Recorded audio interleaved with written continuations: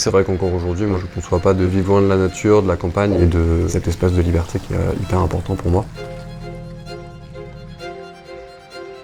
Quand on a parlé du projet, moi ça faisait 5 ans que j'étais vraiment beaucoup dans les bureaux. Cette partie-là forestière, elle me faisait rêver un petit peu. Créer un projet comme celui-ci, c'est extrêmement lourd en fait. Et j'ai dit bah tiens, pourquoi est-ce qu'on ferait pas ça ensemble? J'ai pas mis le de son cloche en me disant bah reprenez des risques, c'est un marché de niche, c'est pas très intéressant et tout. Et moi je pense que quand on a un projet, il faut se dire que si on veut mettre les voiles, il faut quitter le port un jour.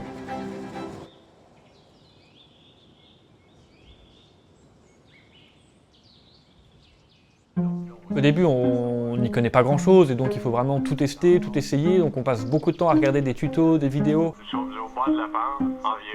à s'imprégner énormément de tout ce que fait le Québec et le Canada avec le sirop d'érable.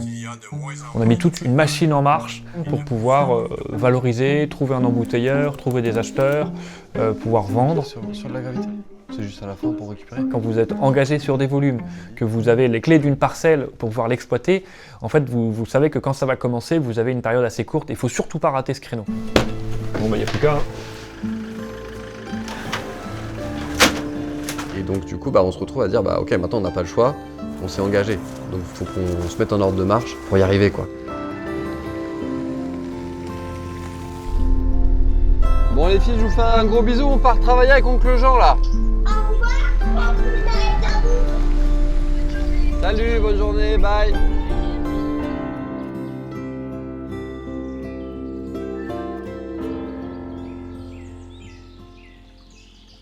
Le bouleau, c'est un arbre pionnier, donc c'est l'un des premiers arbres qui va arriver en forêt. C'est un arbre qui économiquement ne vaut pas grand-chose. Les parcelles de bouleau sont souvent mises à nu pour pouvoir faire des plantations d'essence un petit peu plus valorisées. On pourra le relier avec les bouleaux là plus haut. Le bouleau, c'est un arbre qui est assez fascinant. Au moment de l'hiver où il y a les premiers rayons du soleil, il va venir chercher l'énergie dans la terre. Et c'est à ce moment-là qu'il va créer une eau qui va être riche en oligo-éléments, en minéraux, en légèrement sucrés. Et en fait, c'est cette eau-là qui va venir remonter jusqu'au sommet de l'arbre et qui va permettre l'apparition des premières feuilles et des premiers bourgeons. Et donc c'est à ce moment-là qu'en fait, il va générer cet élixir de printemps qui est consommé en cure depuis des générations. C'est ça qu'on va venir partager avec l'arbre, alors dans des quantités minimes, pour pouvoir réaliser ces cures de printemps.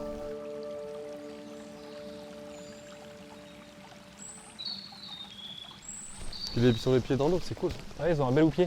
On commence déjà par identifier les arbres les plus vieux, avec une taille de houppier, c'est-à-dire la tête d'un arbre bien développé, avec le moins de concurrents possible. Des arbres dans la force de l'âge. On a un point de récolte tout en bas, dans lequel on a les cuves de collecte. Et en fait, de ce point de récolte-là, on va essayer d'aller chercher en amont l'intégralité des bouleaux. Ah mais regarde, tu t'accroches, donc en fait j'essaye d'en récupérer quand même parce que les loups ils... Et construire le puzzle du réseau, c'est la première question qu'on se pose. Comment tu pars de ton point A et que tu finis avec une toile d'araignée qui prend les 3 hectares. Au milieu. Hein? Au milieu des deux bouleaux. Je passe entre les deux? Bah ouais. Ok, je suis accroché. Petit à petit, on y arrive quoi. Puis au début, avec difficulté. Hein. On est en forêt, faut évoluer à pied. Il y a les ruisseaux, il y a les tourbières, on s'enfonce, il y a les ronces. Non, tu vas à gauche, regarde à ta gauche. Je suis accroché. Ok, impeccable.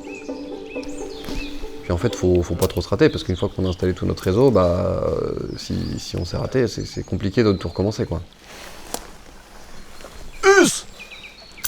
Impeccable. Et puis après, il va falloir revenir pour vérifier que les tuyaux soient bien propres, qu'il n'y ait pas de sanglier, de chevreuil, qui ait pu manger les tuyaux. Et puis dès qu'il y a eu de la casse, il faut réparer, changer et puis continuer. Puis en même temps, c'est amusant parce qu'on se dit qu'il y a une vie sur notre parcelle la nuit et quand on rentre, parfois on la découvre un peu à nos dépens. Next. Allez, c'est parti. Tiens, regarde, t'as vu? Petit bourgeon de noisetier. Ouais, ils ont pas fleuri encore, mais ça sort. Ça commence à sortir tranquillement, oui. On est sur cette période un petit peu transitoire où les arbres commencent à se réveiller, on commence à voir les chatons des noisetiers qui commencent à apparaître, les jonquilles, les feuilles de hêtre qui commencent à apparaître, qui commencent à se former, et voilà, toute cette vie qui reprend. Si on prend le temps de regarder, on voit qu'il y a pas mal de choses qui se passent pendant cette période et c'est vraiment le moment où le bouleau il veut monter sa sève quoi. Tout l'enjeu de la sève, c'est de pouvoir identifier ce créneau-là. Minuit, 3 degrés, après ça descend. Le plus bas, c'est 6h du mat, 1 degré 6. 1 degré, donc on reste en positif. Mais ils annoncent une petite pluie constante tout le week-end.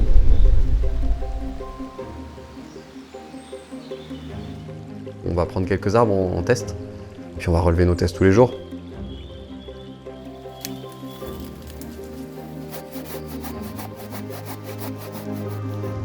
Puis à un moment donné, on va commencer à voir que ça y est, l'arbre il commence à donner 1 litre par jour en moyenne. Donc là on se dit bah ok, demain on y va.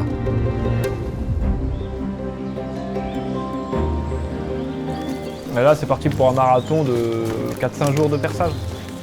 Et ensuite, on continue sur 3 semaines de production. Ouais. C'est 4 à 6 semaines de cette transition de la nature dans laquelle il faut être 100% dans ce qu'on fait.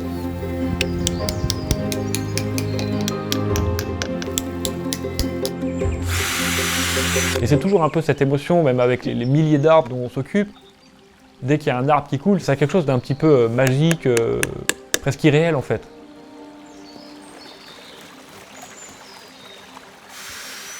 On va prélever 1% de la sève en moyenne sur un boulot qui va monter environ 100 litres par jour. Donc en fait pour l'arbre c'est quasiment négligeable.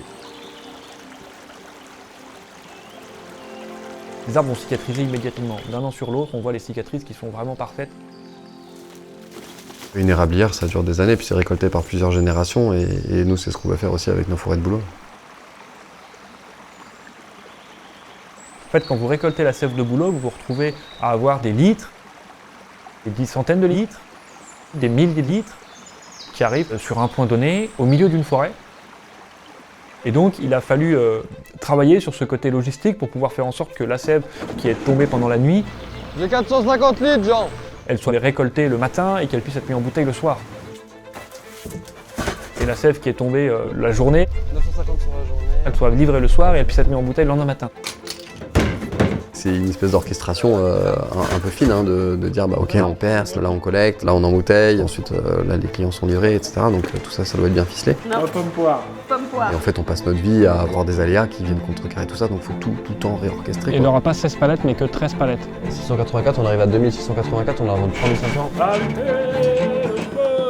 5 palettes et une palette, ok 5 palettes ça me fait 3420 bouteilles. Suffira d'une étincelle. Comme ça coule bien, on pense qu'on aura encore 4000 litres supplémentaires demain avant 14h30. Vas-y, on voit la coupe débit. Le contact qu'on avait, Envoyez. La numéro 4.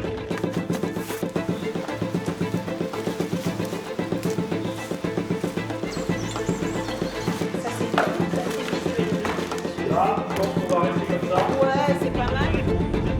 merci beaucoup monsieur, au revoir.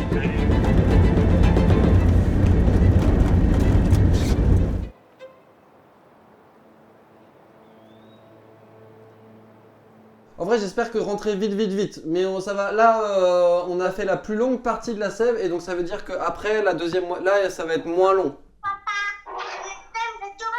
Ah, bah oui.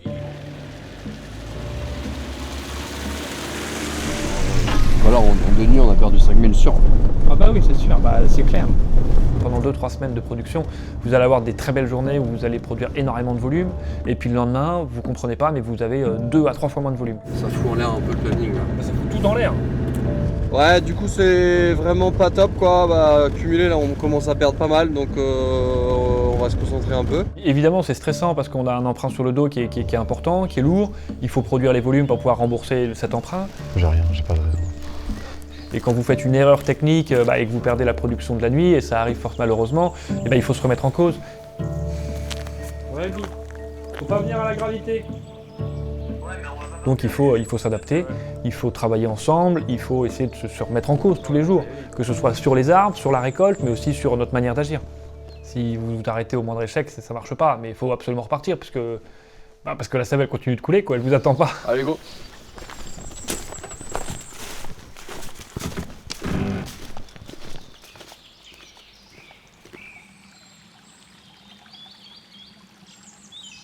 Tout ce stress-là, il est absorbé. Il est absorbé par la forêt, il est absorbé par l'environnement qu'on a autour de nous. C'est plus fort.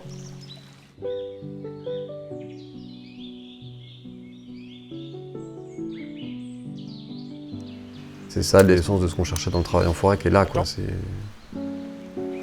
La forêt, ça fait des centaines d'années qu'elle est là, elle sera là 100 ans après toi et toi t'es de passage, donc tu relativises, quoi.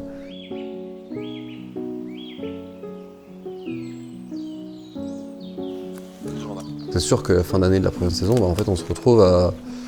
ça y est, la bouteille elle est en magasin, la parcelle elle a été fermée proprement. Nous, on a vécu des soirées compliquées à devoir charger de la sève à la frontale. Et puis tout ça, c'est derrière toi. Et c'est fait, et ça a été bien fait malgré les difficultés.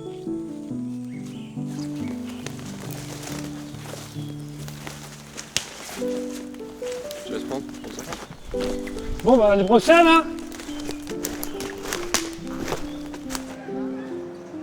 C'est une grande fierté de se dire, ah ouais, vous produisez un produit, vous y arrivez, vous faites vos volumes, vous arrivez à le commercialiser et en plus les clients ils sont contents. Vous avez le producteur en face en plus. C'est vous ? C'est ouais. On n'y croyait pas, c'était un peu un rêve fou et en fait on a réussi. On en boit pour faire des cures. C'est riche en oligo-éléments, minéraux, vitamines. C'est fait à 5 km d'ici. Ah ouais? Ouais.